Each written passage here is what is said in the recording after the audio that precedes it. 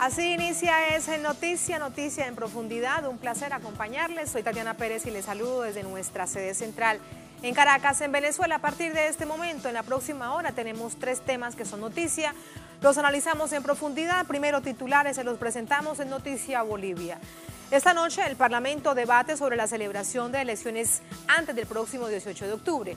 La decisión es parte de la preocupación generalizada por el aplazamiento que ha sufrido la fecha de los comicios con la pandemia como excusa. Las medidas de presión se mantienen con bloqueos de vías, así como las agresiones contra el movimiento indígena.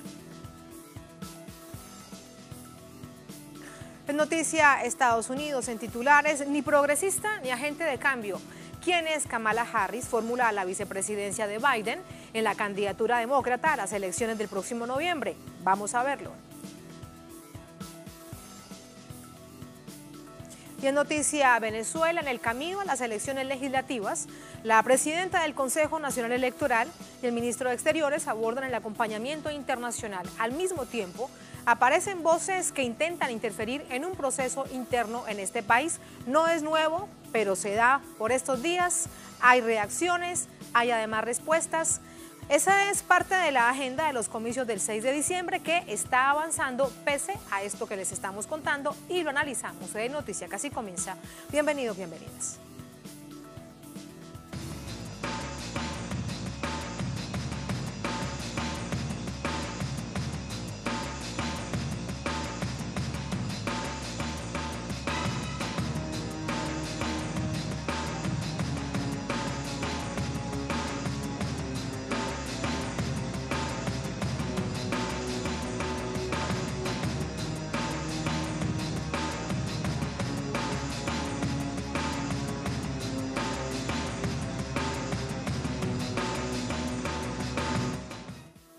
En Noticia Bolivia, 18 de octubre es la fecha máxima establecida por el Senado para las elecciones presidenciales, sin lugar a modificación. Afloran en ese sentido actuaciones de racismo, amenazas contra movimientos indígenas y campesinos que están en las calles exigiendo la salida de Yanine Áñez. Tras debatirse en el Senado, fue aprobada una ley que pone como plazo máximo el 18 de octubre para la realización de las elecciones y ordena sanción penal contra quienes incumplan o modifiquen esa fecha. El proyecto fue consensuado por las bancadas del Movimiento al Socialismo, Unidad Demócrata y el Partido Demócrata Cristiano. Este jueves debe ser sancionada en Cámara de Diputados. Por su parte, la Central Obrera Boliviana y el Pacto de Unidad proponen al órgano electoral y a la Asamblea Legislativa que se garantice el 11 de octubre como fecha definitiva.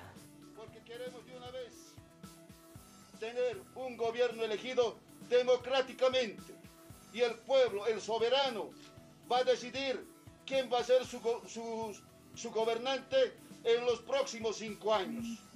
Por eso es que queremos ir a las urnas. Movimientos sociales, indígenas y campesinos mantienen la agenda de manifestaciones y más de 100 puntos de bloqueos de principales carreteras en todo el país en exigencia de la salida de Yanine Áñez. Que los medios de comunicación están tergiversando, que no estamos dejando pasar oxígeno, que no estamos dejando pasar ambulancias. Mentira. Si ustedes ven las redes sociales, en todos nuestros puntos de bloqueo están dejando pasar. Y es más, ese que está viniendo una gran caravana de oxígeno, vamos a dejarles pasar porque los compañeros así han decidido. Porque no estamos en contra de la salud. Desconociendo la realidad, el gobierno de facto considera que ya no hay razones para las manifestaciones. Sigue culpando al MAS por las dificultades del sistema de salud en tiempos de pandemia. En Twitter, Áñez escribió: el camino del diálogo es el correcto. Hay elecciones el 18 de octubre. No hay motivos para el bloqueo. El MAS debe levantar el bloqueo y dar paso al oxígeno. Unidad frente al bloqueo y unidad por la democracia. Según el ministro de Gobierno, las protestas son financiadas. El 80% de los campesinos que están bloqueando están siendo obligados. Unos cuantos pagados. Entre tanto, el Comité Cívico de Santa Cruz hace pronunciamientos discriminatorios y racistas sobre los pueblos originarios. Este comité no descansará hasta ver tras las rejas de la ignominia a estas bestias humanas, indignos de ser llamados ciudadanos. Estos colonos que muerden la mano amiga de la tierra, que le abre sus brazos para que salgan de la pobreza,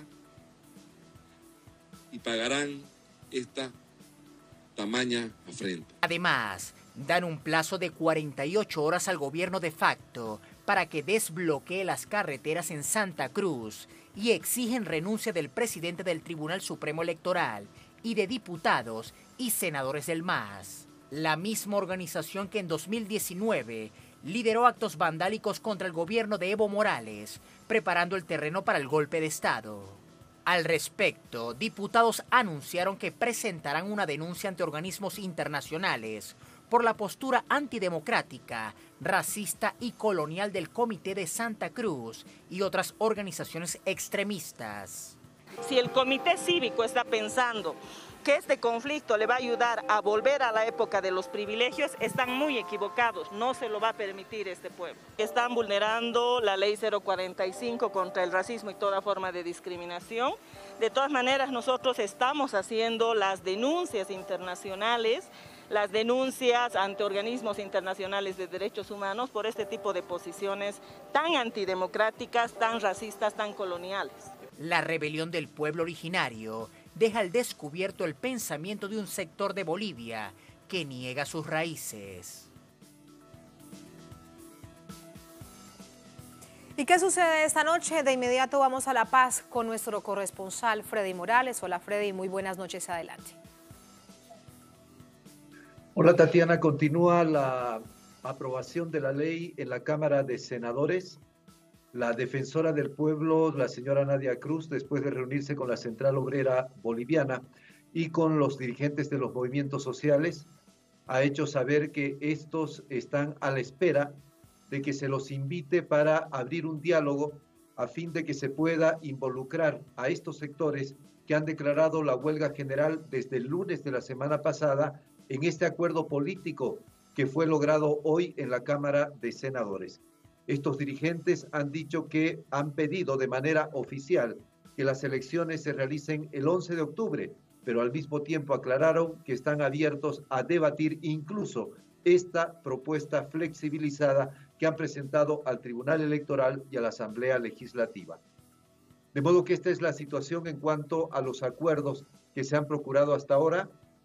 Se espera que mañana la Cámara de Diputados apruebe este proyecto de ley y que a partir de allí, en cualquier momento, el Poder Ejecutivo promulgue esta ley.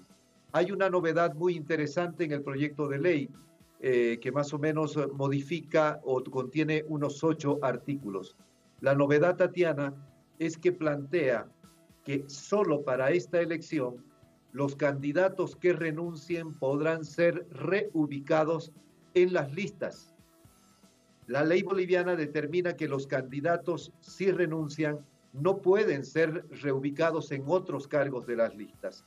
De modo que este acuerdo da la posibilidad, sobre todo para que los sectores de la derecha, que han presentado 7 candidaturas, entre ellas la de la señora Yanine Áñez, puedan renegociar su situación. Estas 7 candidaturas que están por debajo en la preferencia electoral del candidato del Movimiento al Socialismo puedan renegociar y buscar organizarse para tener una ubicación electoral un poco más propicia.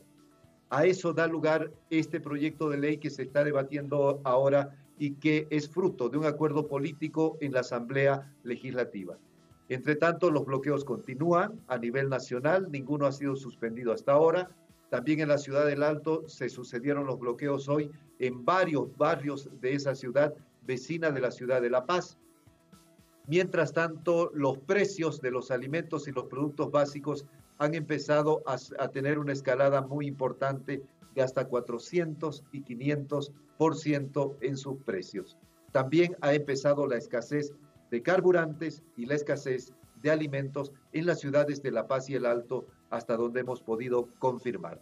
Es la situación hasta el momento, Tatiana. Algo por preguntarte en este panorama que nos entregas, Freddy, la postura hasta este momento de la Central Obrera Boliviana, de la COP. La postura oficial, Tatiana, es de que las elecciones se realicen el 11 de octubre. El proyecto de ley dice que deben realizarse necesariamente hasta el 18 de octubre. Pero la Central Obrera, a tiempo de plantear que se adelante por una semana la fecha de las elecciones, también ha hecho conocer que está abierta incluso a flexibilizar esa solicitud. De modo que la Central Obrera está a la espera de una convocatoria para poder negociar, definir su situación y posteriormente, si se adhiere a este acuerdo político, instruir el levantamiento de la huelga general, lo que implica, por ejemplo, el levantamiento de los bloqueos, Tatiana. Allí la situación, pendientes entonces, mejor dicho, muy pendientes de lo que suceda esta noche en el Parlamento boliviano. Freddy, gracias, muy buenas noches. Buenas noches. Buenas noches. Vamos a entrar con el análisis, nos acompaña para ello Gabriel Villalba, es analista geopolítico, nos acompaña desde La Paz. Gabriel, ¿cómo te va? Muy buenas noches. Buenas noches, Tatiana. Es un placer compartir con la casa televisiva bandera de la Patria Grande, Telesur, y pues un placer estar con ustedes, compartir para analizar el panorama político y social que acontece en el Estado Plurinacional de Bolivia.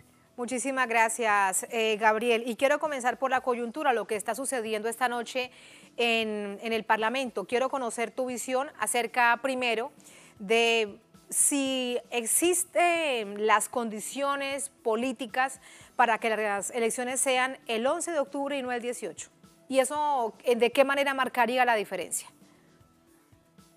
Bueno, hay que ser también conscientes de que se ha trabajado previamente un proyecto, una ley que se ha sancionado en concordancia y coordinación conforme al artículo 12, parágrafo primero de la Constitución Política del Estado. Hablamos de la ley 1297 y posteriormente su modificatoria, la ley 1304, que la han trabajado tanto el órgano legislativo, ejecutivo y electoral, que establecían la fecha de las elecciones para el 6 de septiembre.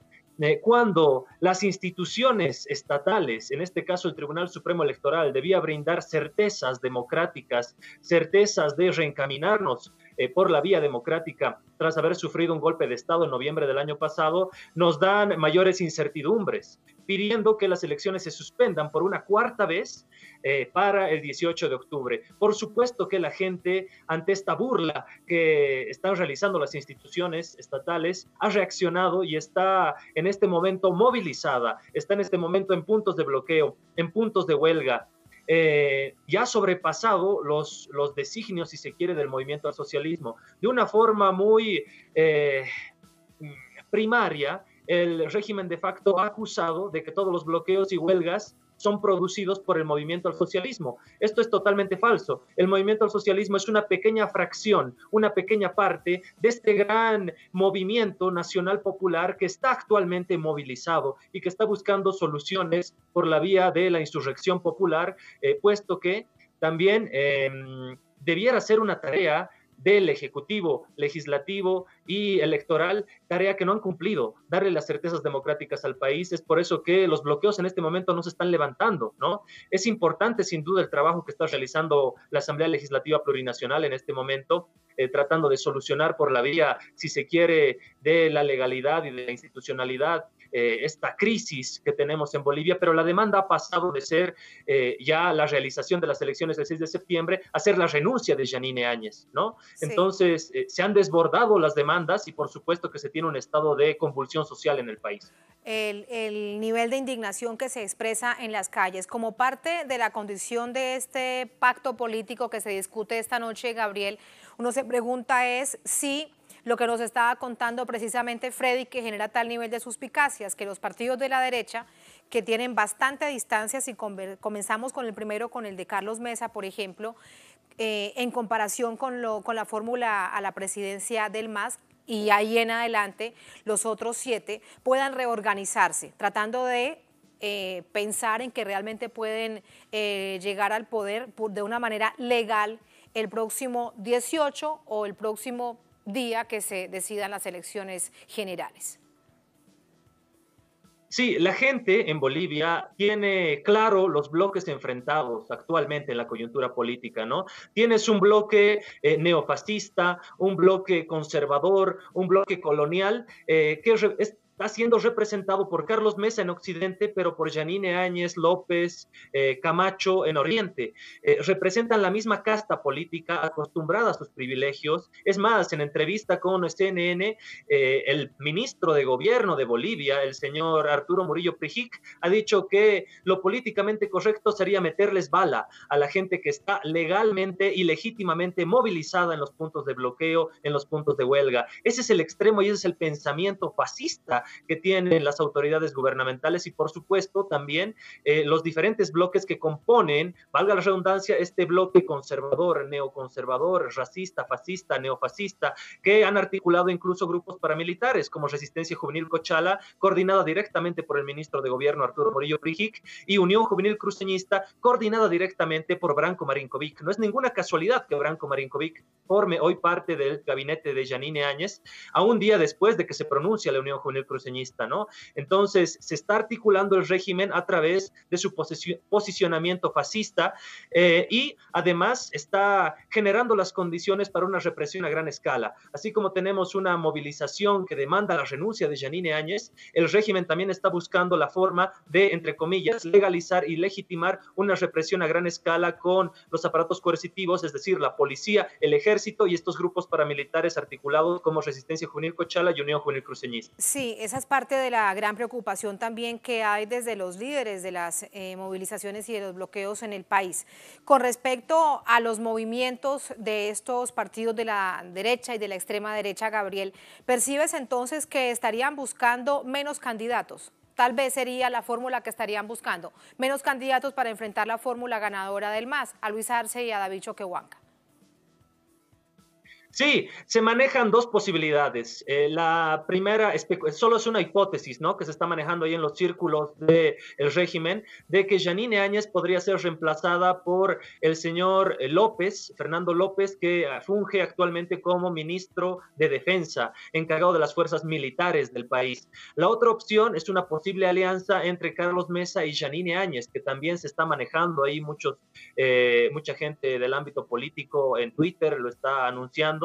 Ya se empiezan a ver esas fracturas a nivel del régimen entre esos choques entre Murillo y Marinkovic, por ejemplo, y por supuesto también la última discusión que han tenido el vicepresidenciable de Yanine Áñez, que es el señor empresario de Occidente, Doria Medina, dueño de Burger King en Bolivia, y Carlos Mesa, esa discusión acalorada que han tenido en Twitter, echándose la culpa uno hacia el otro y viceversa, ¿no? Entonces, por supuesto que existe también una tensión dentro de ese bloque fascista, de ese bloque derechista, como también existe la tensión de este bloque nacional popular movilizado actualmente, ¿no? Unos dicen ya de una vez vamos a las elecciones, otros dicen seamos un poco flexibles y pongamos una fecha intermedia entre el 6 de septiembre y el 18 de octubre, puede ser el 11, dijo la misma COP. Además, una COP que durante el golpe de Estado en Bolivia no dijo ni pío, y eso hay que decirlo claramente, ¿no? Categóricamente. La Central Obrera Boliviana le pidió la renuncia a Evo Morales, sugirió su renuncia. Eso te iba a decir, Gabriel, no, sí dijo, precisamente sí. Fue parte de la cadena de organizaciones que le pidieron la renuncia, le sugirieron, pero sugerir en ese momento era pedir la renuncia al presidente del país, a Evo Morales, así que sí dijeron, no es que no hayan dicho ni pío, ellos sí hablaron. Ahora hay una posición distinta, pero después de ver del desastre del país. Exactamente. Entonces, así como existen las tensiones dentro de ese bloque derechoso, también existen las tensiones dentro de este bloque nacional popular. Tienes un Felipe Quispe-Maicu que también ha dicho Evo Morales debería estar en la cárcel, ¿no? Pero lo nombran también comandante de los bloqueos.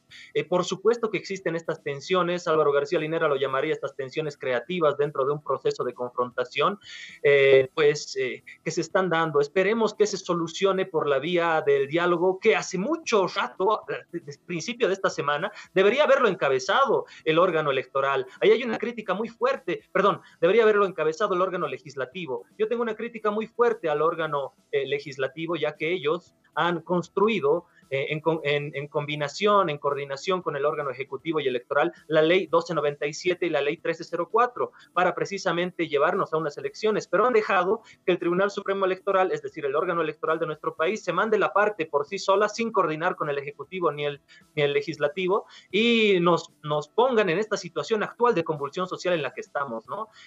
Cuando el Legislativo debería haber tomado, pues, la iniciativa para solucionar por esta vía democrática esta alta convulsión, como recién lo está haciendo ahora. Sí, me queda algo por preguntarte, y es este nivel de odio que, pese a la convulsión social, a toda esta situación en donde vemos además serios problemas en el marco de la pandemia, dificultades, el aumento, nos contaba Freddy, hasta 400% de los alimentos, y cómo, por ejemplo, este grupo de Santa Cruz dice, refiriéndose a las comunidades indígenas, que son bestias humanas, indignos colonos, no se les puede llamar ciudadanos. Es más un asunto además de carácter intencional de seguir incentivando esta situación. ¿Cómo se refieren así a las comunidades indígenas en el país? Bolivia se ha construido históricamente como una sociedad pigmentocrática, ¿no?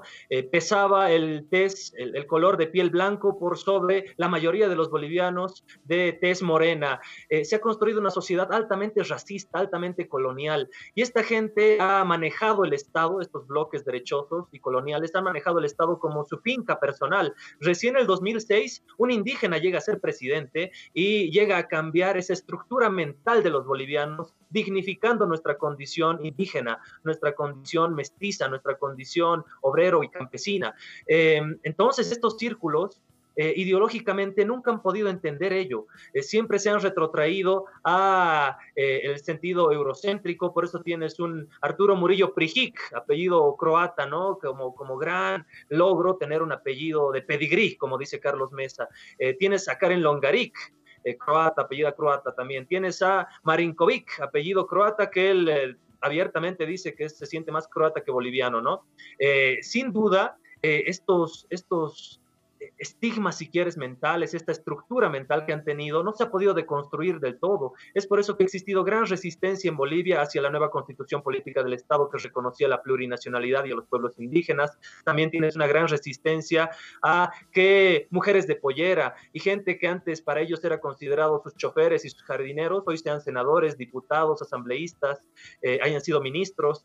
Por supuesto que existe un choque étnico-racial transmutado por la clase también, pero a la vez también una alta tensión racializada, se podría decir, de parte de estos círculos neofascistas. Es lamentable esta construcción que han tenido, y por eso retrotraen a los valores de la cruz, la espada, se retrotraen a los valores republicanos. Por supuesto que indigna esta condición racista en estos sectores, que además se sostienen únicamente por las armas, se sostienen únicamente por los aparatos policiales, militares y paramilitares. Es por eso que indigna, y por eso la gente está movilizada, a pesar de que se esté desarrollando este debate en el órgano legislativo, ¿no? La gente sigue movilizada por todo ese repudio, por la quema de la huipala. Claro, entendemos, es alguna situación histórica que en los casi 15 años del movimiento al socialismo parecía que de alguna manera había sido superada, se había trascendido. Ahora vemos, la verdad es que no, porque están allí con todas estas expresiones que tienen un nombre bastante civilizado, decir que son comités cívicos, pero lo que hay detrás es, la verdad, una acción permanente de odio en contra de las organizaciones sociales e indígenas en particular. Gabriel, muchísimas gracias por ayudarnos a entender este momento, esta coyuntura, como siempre. Muy buenas noches. Gracias a ustedes, buenas noches. Muy buenas noches. Así nos vamos a la primera pausa en esta emisión de Es Noticia. Al volver Es Noticia Estados Unidos. Ni progresista ni agente de cambio. ¿Quién es Kamala Harris? Fórmula a la vicepresidencia de Joe Biden en la candidatura demócrata a las elecciones del próximo noviembre. Vamos a verlo al volver en minutos en Es Noticia.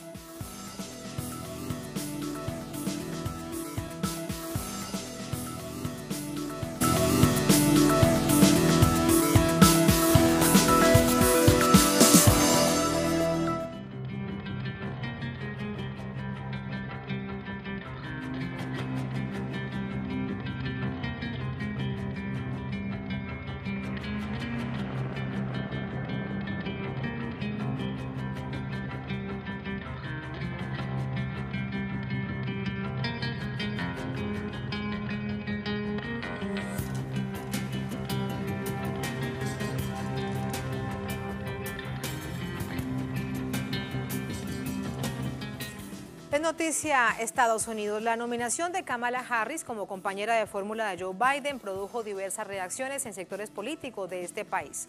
Destaca, por ejemplo, la desconfianza que genera dentro de los sectores más progresistas. El Partido Demócrata anunció la postulación de Kamala Harris, de 55 años y actual senadora por el estado de California, como candidata a la vicepresidencia de cara a las elecciones presidenciales del 3 de noviembre. Basándose en su carrera política, primera mujer en ser electa fiscal general en el estado de California, y su origen racial, analistas y académicos consideran que la elección de Harris busca movilizar a los sectores más moderados e indecisos del electorado estadounidense. Ella es un equilibrio entre la costa este y la costa oeste. Ella equilibra la división generacional, equilibra la división racial. Quiero decir, ella nos incluye a todos en la lista. Creo que fue la elección correcta en el momento preciso. La hábil dirigente ha intentado vender una figura de lideresa progresista y defensora de los derechos de las minorías. Estas intenciones han dado pocos frutos dentro del activismo y periodismo de base, más inclinado hacia la izquierda del espectro político país. En un artículo publicado por el New York Times en enero de 2019, la catedrática de la Universidad de San Francisco, Lara Bachelan, asegura que Harris, además de no ser progresista, se opuso a la reforma de la justicia penal en California y además habría avalado prácticas ilegales como la manipulación de pruebas, los testimonios falsos y la supresión de información crucial por parte de los fiscales. Pese a que distintos medios de comunicación locales e internacionales han titulado que Harris sería la primera mujer afrodescendiente postulada como vicepresidenta, en realidad es la 14ª en optar al cargo, en una lista de predecesoras donde destacan los nombres de históricas dirigentes como Angela Davis o Willie Mae Reed.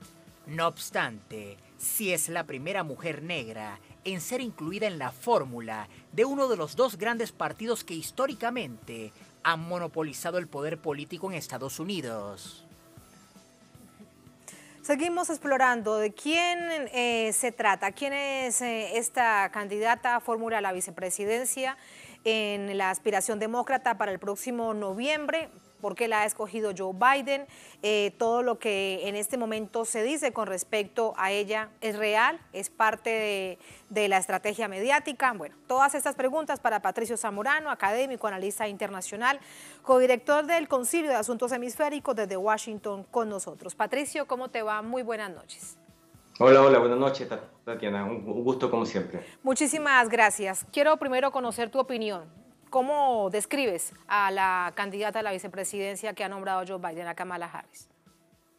Bueno, es una candidata que confunde por el hecho de que se nombra como una persona de color, ¿no? De padre jamaiquino, madre de la India. Es una persona que está siendo, yo te diría, vendida hacia la audiencia electoral por la campaña de Joe Biden como un nexo con los sectores minoritarios de los Estados Unidos, y en eso creo yo que va a ser bastante efectivo porque representa a muchas de las minorías del país, representa a la minoría afroestadounidense, representa a la minoría como mujer. Hay que recordar que es una de las dos senadoras en la historia del Senado de los Estados Unidos que es de color, mujer de una herencia afroestadounidense, pero eso no nos debe ha sido su gestión política en estos últimos años, porque efectivamente ella incluso ha sido bastante dura desde el punto de vista de los derechos legales. Hay que recordar que ella fue fiscal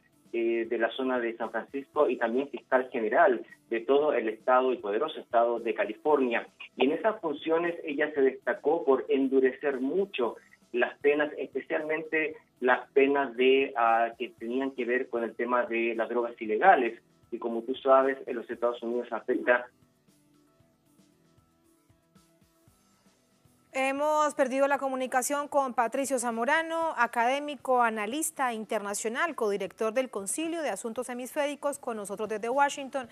Rápidamente estamos restableciendo la comunicación con Patricio para conocer de fondo, comprender por qué la candidatura demócrata ha optado por escoger a Kamala Harris como la fórmula de Joe Biden en la candidatura demócrata a las elecciones presidenciales del próximo noviembre. De hecho, hace ya algunos meses, en medio del estallido social tras el asesinato de Joe Biden, de una manera muy oportuna u oportunista, dirían algunos analistas, Joe Biden dijo que escogería a una mujer y afroamericana o afrodescendiente porque era el momento que lo necesitaba el país. De nuevo, Patricio con nosotros. Hola, Patricio, ¿me escuchas? Hola, hola, ahora sí. Ahora sí, adelante, de nuevo quiero conocer más acerca de ello. Nos habíamos quedado en un punto que resulta bastante importante.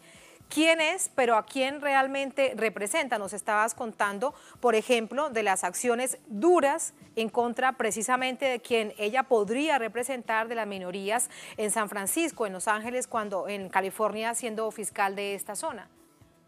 Así es, por ejemplo, ella fue una de las responsables de endurecer las leyes de California, llamadas las 3 leyes o los 3 crímenes y está fuera, que significaba que incluso si hubieras cometido un par de crímenes que no eran tan graves, pero acompañado con un solo crimen grave, si cumplías 3, implicaba una cadena perpetua en prisión. Y esa es una ley que fue atacada fuertemente por el electorado de California para reformarla porque era extremadamente dura y mandó a la cárcel por delitos menores a muchas minorías.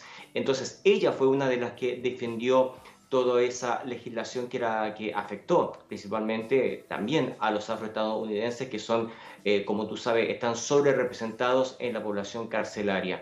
Ella también, por ejemplo, ha sido inconsistente en muchos de sus mensajes. Ella admitió, por ejemplo, que había consumido marihuana en su época de universidad y sin embargo endureció las penas y mandó a la cárcel a 1.500 personas durante su gestión como procuradora o como fiscal general de California. Así que es una contradicción ella en cuanto a eso y no representa al ala más progresista del Partido Demócrata. Yo te diría que representa a un área más moderada. Ella fue muy cercana a Biden. Biden también en el Senado fue patrocinador de muchas leyes legales bastante duras contra la población que terminó afectando también a las minorías, ¿no? Así que ese es un poco el perfil real de Kamala Harris, mucho más allá de la simplicidad de que sea una persona de color, ¿no?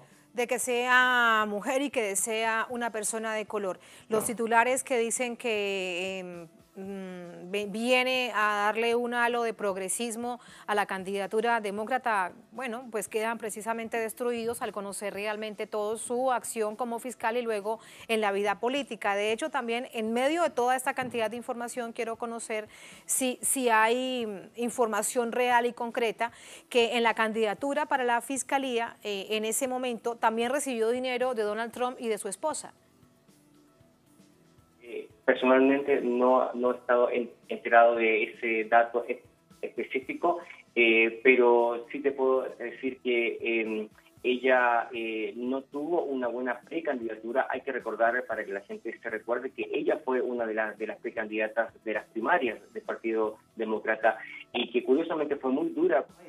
Y ahora, hoy día, especialmente, aparecieron por primera vez ambos en público y Biden la celebró como casi su hija política. Es una contradicción enorme, una ironía con lo que fue la campaña. Una campaña electoral que la verdad que ella fue muy débil. Nunca logró despegar su precandidatura, incluso en su propio estado de California no recibió un apoyo masivo y por eso es que tuvo que abandonar la carrera presidencial bastante pronto. Así que efectivamente había otras candidatas que eran más progresistas que ella, gente que incluso estaba vinculada con todo el tema de oponerse al embargo contra Cuba y otro tipo de relación con los grandes temas que preocupan a América Latina. Harris no está involucrada en todo ese mundo y, como te digo, pertenece al mismo mundo moderado de Joe Biden y él está intentando básicamente encantar a la gente de centro y centro derecha, a muchos independientes que votaron por Donald Trump. Ese es el objetivo de elegir a una persona como Harris, porque asume que el mundo progresista más comprometido, no va a dejar que gane Donald Trump y va a apoyar de una manera funcional la candidatura de Biden. Por eso es que esa es la estrategia, sin duda, de elegir a Harris, es expandirse hacia el centro político, hacia la centro derecha y asegurar vencer a Donald Trump en noviembre de este año. Y también te pregunto, Patricio, y tal vez confundir a un electorado incauto, aquel, por ejemplo, que se ha movilizado, que está pendiente, por ejemplo, en Portland, de mantenerse en las calles después del asesinato de George Floyd, que tal vez, como bien conocemos, no están inmersos en todo este mundo, pero la ven que por su color y por ser mujer, pues les genere alguna empatía. ¿También hay algo de eso? Así es, y yo te diría que entre ayer y hoy se produjo un tema muy extraordinario. Hubo que aclarar fuertemente que ella no es la primera afroestadounidense que ocupa la vicepresidencia. En general, en inglés, en los medios anglos, se aclaró que se referían al hecho de que fuera la primera afroestadounidense de los dos grandes partidos, que es un tema muy específico, pero en los medios hispanos apareció como que ella fuera la primera afroestadounidense en ser candidata a vicepresidenta, lo que es increíblemente falso. Antes que ella, este año fue elegida Angela Walker del Partido Verde, que compite junto al candidato presidencial Howie Hawkins, y ella fue elegida en julio, así que no hay ninguna razón para pensar que Harris es la primera incluso en esta elección. Incluso antes que ella ha habido más de una docena de afroestadounidenses, mujeres negras, líderes de candidaturas a la vicepresidencia. Así que hay un tema ahí muy importante de manipulación un poco de la información, de dejar un tema de ambigüedad como si ella fuera una representante legítima en cuanto a ser la primera, y no es así, no fue la primera para nada. Entonces, tiene que ver un poco con lo que tú señalabas, ¿no? Utilizar un poco su figura como minoría con fines políticos, ¿no? Aunque, claro, ella pertenece a un grupo de minorías, sin duda que lo representa, especialmente las mujeres. Ese es un hecho destacable, pero más allá de eso hay que analizar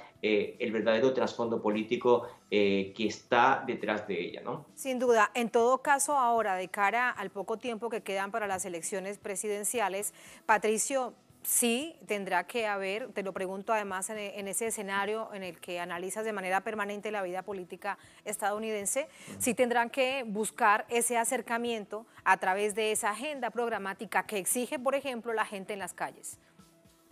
Así es, va a tener que ser fundamental, no hay ninguna duda. El Partido Demócrata ha sido por lo menos consistente en ese tema, el tema de la brutalidad policial, el tema de la discriminación racial. No ha sido claro, en todo caso, si tú te has dado cuenta, no ha habido ninguna iniciativa relevante que sea aprobada a nivel del Congreso. El Partido Demócrata tiene el poder de la Cámara Baja, no así el de la Cámara Alta, pero no ha habido ningún esfuerzo concreto para resolver el tema que se inició la gran revolución social y de protesta permanente, como la que tú mencionabas en Portland, que se mantiene todos los días y que marcó a este país de una manera profunda. Hay que tener cuidado con eso, porque efectivamente Harris fue una representante que apoyó siempre como fiscal general de California, apoyó al mundo policial. Entonces, ella representaba un endurecimiento de la ley. Entonces, ella va a tener que hacer un gran esfuerzo para convencer a los afroestadounidenses y a todas las razas que están en contra de la brutalidad policial,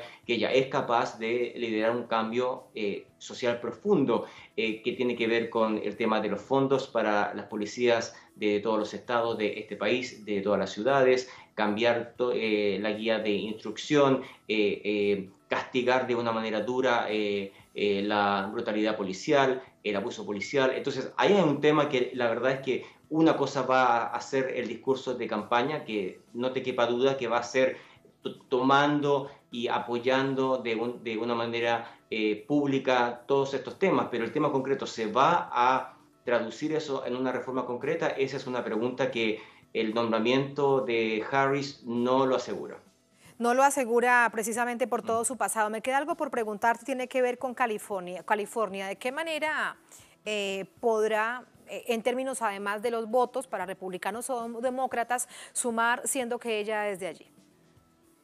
Bueno, ese es un tema pendiente. Hay que recordar, como te contaba antes, que ella, la verdad es que no fue ganadora en las primarias en las que estaba compitiendo en su propio estado. Así que eso te da un poco señal de que su popularidad no es tan grande a nivel del estado, aunque sí representa al estado como senadora, pero curiosamente no le fue muy bien como candidata presidencial. Así que, pero sin duda que ella, al nivel que está ahora, ser nombrada como candidata a correr en la boleta de Joe Biden es un tema relevante. Yo creo que California y todo el mundo progresista del estado va a estar detrás de ella, que como tú bien dices, California es uno de los estados que más pesa, el que más pesa dentro del colegio electoral, la elección indirecta de presidente de la República acá en los Estados Unidos. Así que yo te diría que Biden también pensó en eso a la hora de elegirla, y elige a una congresista, no a otro tipo de personajes que no tienen una representación concreta del voto, ¿no? Así que ahí hay un tema que vamos a ver si se traduce en votos concretos en un par de meses, ¿no? Sí, eso resulta fundamental porque estamos hablando justo de California, veremos qué tanto suma. Y además, aquí también no quiero dejar de pasarlo, Trump, que es el candidato a la reelección, y ha reaccionado, diríamos que de manera jocosa, a través de las redes sociales, a través del Twitter, recordando que ella atacó a Joe Biden en las primarias. ¿Qué tanto afecta al presidente Trump este nombramiento? Así es, él inmediatamente fue a la pelea, la ofendió varias veces en Twitter, la llamó mujer sucia, asquerosa y otro tipo de apelativos a los que nos tiene acostumbrado Donald Trump, que no tiene ningún tipo de respeto por nadie, ¿no? Eso no lo vi, Patricio, dijo todo eso el presidente Trump sobre ella. Sí, en inglés es la palabra nasty, nasty, que significa sucia o asquerosa, ¿no? Que fue la misma palabra que usó contra Hillary Clinton. Así que no es una sorpresa, y usó esa palabra en un debate presidencial. Sí. Entonces Donald Trump entró al combate directo, atacándola fuertemente y, claro, destacando lo que yo mismo te comentaba antes, que efectivamente en los debates de las primarias ella fue muy, muy dura contra Biden porque era su contrincante, y ahora aparecen como amigos, ¿no? Así es la política. Así las cosas, es lo que está en este momento. Queda muy poco tiempo para estas elecciones presidenciales, si no es que, como ocurre en otros países como Bolivia, se les ocurre que deben aplazarse. Lo planteó el presidente Trump, pero se quedó allí. Patricio, muchas gracias, como siempre, un placer. Buenas noches. Buenas noches. Muy buenas noches. Así nos vamos a la segunda, última pausa en esta emisión de Es Noticia. Al volver Es Noticia Venezuela. En el camino a las elecciones legislativas, la presidenta del Consejo Nacional Electoral y el ministro de Exteriores abordan el acompañamiento internacional. Al mismo tiempo aparecen voces que intentan de nuevo interferir en el proceso interno de Venezuela. Nos preguntamos lo siguiente: ¿cómo va esta agenda hacia los comicios del próximo 6 de diciembre? Vamos a verlo al volver en Es Noticia.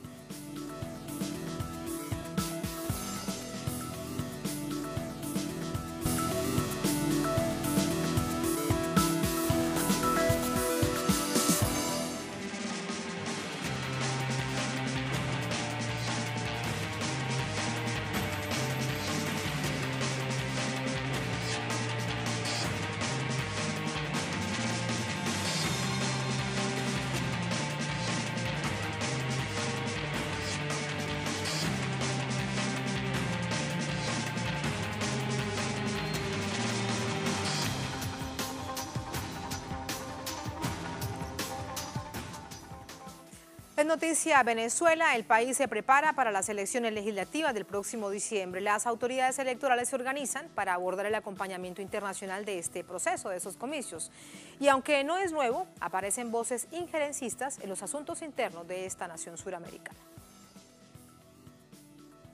El Consejo Nacional Electoral comenzó este lunes a recibir las listas de candidatos para las elecciones a la Asamblea Nacional, que se llevarán a cabo el próximo 6 de diciembre. Actualmente, las leyes del país autorizan a las organizaciones certificadas por el CNE a inscribir candidatos hasta el 19 de agosto. Hasta el momento, 107 organizaciones políticas están autorizadas a participar en unos comicios en los que los venezolanos elegirán 277 legisladores y sus respectivos suplentes. La presidenta del CNE, Indira Alfonso, informó que 20.733.941 ciudadanos están registrados para votar. De esa cantidad, 251.398 inscripciones corresponden a nuevos electores. La renovación del CNE y la convocatoria a elecciones legislativas son resultado de los acuerdos alcanzados en los diálogos entre la administración del presidente Nicolás Maduro y varios partidos de oposición, proceso que se viene dando desde septiembre de 2019. El 12 de junio pasado, el Tribunal Supremo tomó juramento a las nuevas autoridades del CNE y abrió así el camino para las próximas elecciones. Estas elecciones se dan, además, en el marco del calendario electoral venezolano. Sin embargo, la injerencia extranjera se manifestó en rechazo a su celebración, tal como lo informó el representante de la Unión Europea, Josep Borrell, en su cuenta de Twitter.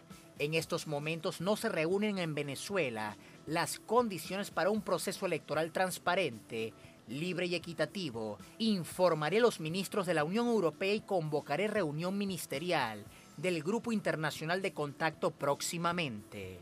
Mensaje que cala en un sector de la oposición que se niega a la realización de los comicios con el apoyo de operadores internacionales. Sin embargo, la mayoría de partidos opositores han anunciado su participación.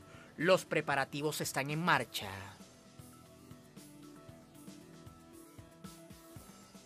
Allí están los hechos. Vamos a entrar de inmediato con el análisis. Nos acompaña para ello la doctora Olga Álvarez. Ella es abogada constitucionalista, experta en materia electoral. Nos acompaña desde Caracas, desde Venezuela. Doctora Álvarez, ¿cómo está? Muy buenas noches. Buenas noches, Tatiana. Un saludo a todos los compañeros de Telesur, a quienes nos ven en toda nuestra América y más allá.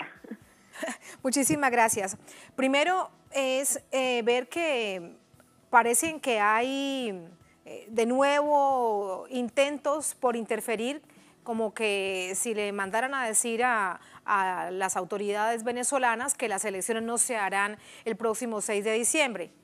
Viendo, por ejemplo, en la parte final del informe, el tuit de Josep Borrell, que es el vocero de la Unión Europea. Pese a esto, vemos que hay un proceso que está avanzando, pero primero quiero comenzar por allí. De nuevo, esta interferencia internacional que parece estar buscando alguna acción a nivel interno.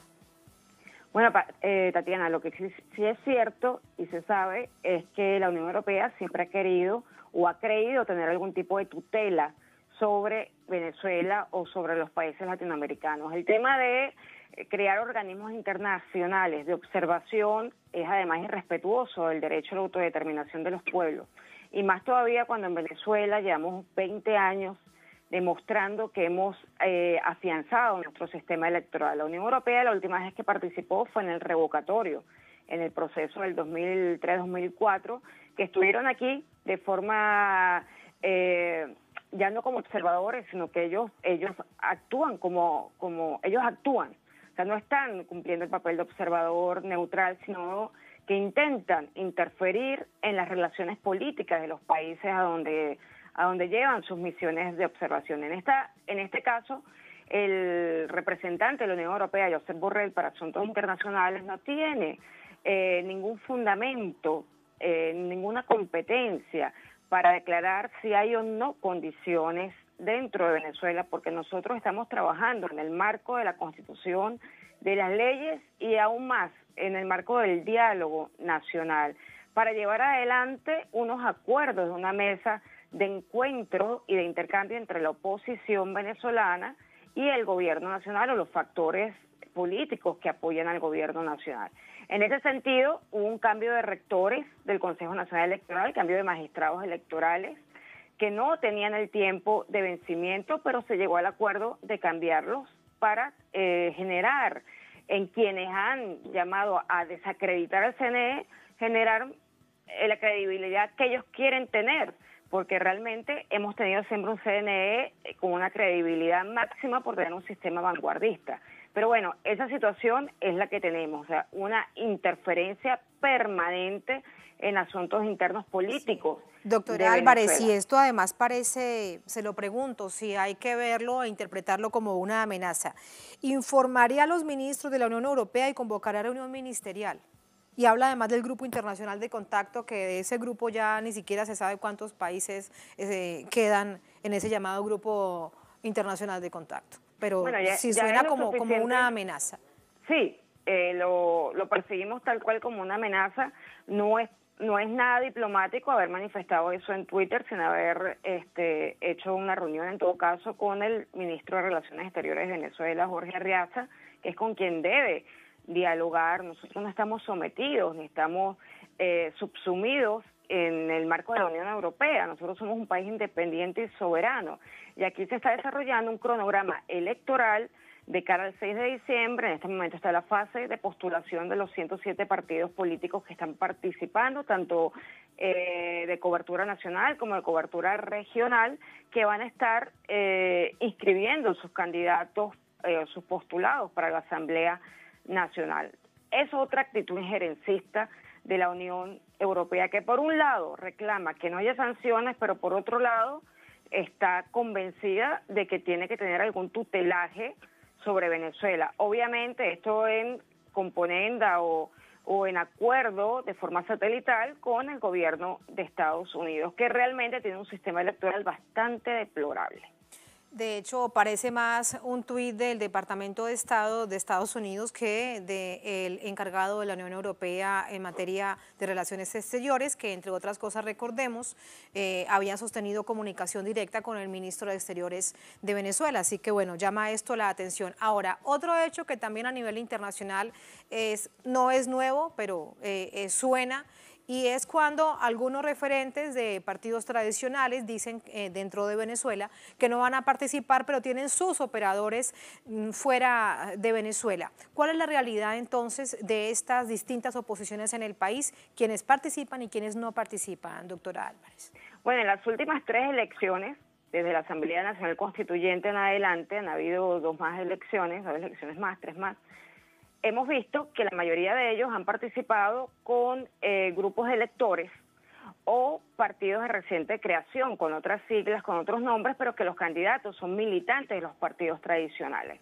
Es decir, que han buscado subterfugios para participar en el tema electoral, pero en el micrófono dicen que no creen en el sistema electoral, que no creen en las elecciones, porque hay un continuo llamado a desconocer, deslegitimar la institucionalidad democrática, pero siguen muchos de ellos participando a través de terceros. Además es fácil de identificar, incluso en la Asamblea Nacional Constituyente, que en general la oposición no quiso poner candidatos reconocidos, sin embargo puso militantes de sus partidos tradicionales para la Asamblea Nacional Constituyente. Esto quiere decir ahora que se repite, esto que usted nos está contando, ¿usted ve que esto está pasando ahora, en este proceso que avanza en el camino de la agenda a las elecciones de diciembre? Se repiten 2 cosas. Que se mantiene, es decir, que se mantiene este subterfugio, dice que no participa, pero con otros partidos hacen alianzas, aparecen esos nombres y esas otras figuras que eran de los partidos tradicionales. Exactamente. Además que otro de los temas, Tatiana, importante, es que se repiten 2 cosas. Uno, el intento de deslegitimar las elecciones parlamentarias, tal como lo han hecho en otras ocasiones y tal como lo hicieron precisamente en el 2005, en el que participaron en todo el cronograma electoral hasta el día antes del día de la votación y se retiraron en la madrugada del día de la votación para deslegitimar elecciones, sin entender que aquí estaban acompañantes internacionales de organismos electorales del continente y que todos están acostumbrados a este tipo de triquiñuela para deslegitimar elecciones. Y no, si tú llegaste hasta el final del proceso electoral, en el caso del 2005 que lo vivimos, ¿qué puedes decir si aprobaste todas las auditorías hasta el final y te retiras el último día? Es una trampa. Y era una trampa que estaba manejada por un partido tradicional en ese momento, que es Acción Democrática, por Ramos Ayub. Esa fue una agenda de Ramos Ayub en el 2005. Pareciera que hay un sector que quiere repetir la agenda, también hay un sector que quiere repetir la agenda de Bolivia. Es decir, que se traslade la fecha electoral porque no les conviene la fecha electoral, porque no les conviene la legitimación en este caso de la Asamblea Nacional, que durante 5 años sirvió a intereses extranjeros. Es decir, creó las condiciones para un plan desde afuera, no solo de intervención militar, de aplicación de la responsabilidad de proteger o la aplicación del Tratado Interamericano de Asistencia Recíproca, sino que sirvió para robar los activos de la República y para favorecer el bloqueo financiero y comercial contra Venezuela. Y con esto quiero despedirla, doctora Álvarez, quienes en esta hipótesis estén con esa misma intención, es decir, de mantener una Asamblea Nacional en desacato que de nada le ha servido al país, bueno, le ha servido a este sector precisamente para hacer esto que usted nos ha recordado, son los mismos que acompañan esas voces de que no se realicen las elecciones. Entonces, ¿qué unir esas dos situaciones para entender que por allí iría esa intencionalidad? Y permíteme, Tatiana, hacer un llamado a través de Telesur a los compañeros y compañeras en Bolivia y en otros países. Nosotros tenemos que hacer una renovación de la institucionalidad electoral del continente, es decir, buscar los mecanismos efectivos para que el tema electoral no se convierta en un tema de desestabilización de nuestros gobiernos, que no se convierta en un elemento para un golpe de Estado, como fue el golpe de Estado que se le dio al presidente Evo Morales en Bolivia, y que continúa el golpe de Estado contra la institucionalidad democrática en Bolivia. Nosotros tenemos que hacer un frente desde los académicos, desde los expertos electorales, para poder avanzar y que no se sigan repitiendo estos abusos, por ejemplo, generados por la Organización de Estados Americanos, por la propia Unión Europea, al intentar interferir y poner en duda procesos electorales de forma fraudulenta. Nuestros procesos electorales no son fraudulentos, ellos son los que han permitido, mediante informes fraudulentos, generar la desestabilización. Gracias por permitirme este llamado, pero hay que hacerlo porque vemos la situación de Bolivia muy preocupante, también vemos la de Venezuela, el intento de interferencia también muy preocupante. Sí, y de hecho, con una última reflexión la despido, doctora Álvarez. Usted recordaba la Unión Europea y en Bolivia hay que también recordar que días después de las elecciones, en medio del escrutinio y de un alto nivel de tensión postelectoral, la Unión Europea emitió un comunicado que fue el apoyo a la Organización de Estados Americanos para dar la estocada del golpe. Esas son cosas, bueno, que están allí, que fueron públicas, que fueron evidentes y que no se deben olvidar. Para despedirla, también en esta clave latinoamericana, avanza en medio de la pandemia la agenda de los comicios en Venezuela. En eso está en este momento. Van avanzando con todas las normativas que se requieran. Así va este momento del proceso comicial en Venezuela. Así es, en este momento estamos en la fase de postulación. De hecho, se están buscando los mecanismos de automatizar para hacer mucho más fácil la postulación a los 107 partidos que tienen candidatos a nivel nacional, a nivel regional, para poder llevar adelante con excelencia esta fase del cronograma electoral. Ya estamos también en la fase del registro preliminar, de verificación. Seguimos adelante con el cronograma electoral rumbo al 6 de diciembre. Muchísimas gracias, muy buenas noches. Gracias, Tatiana. Gracias a ustedes por habernos acompañado. Ponemos punto final a esta emisión de Noticia. Como siempre, un placer acompañarles. Hasta la próxima, hasta mañana. Sigan con nosotros.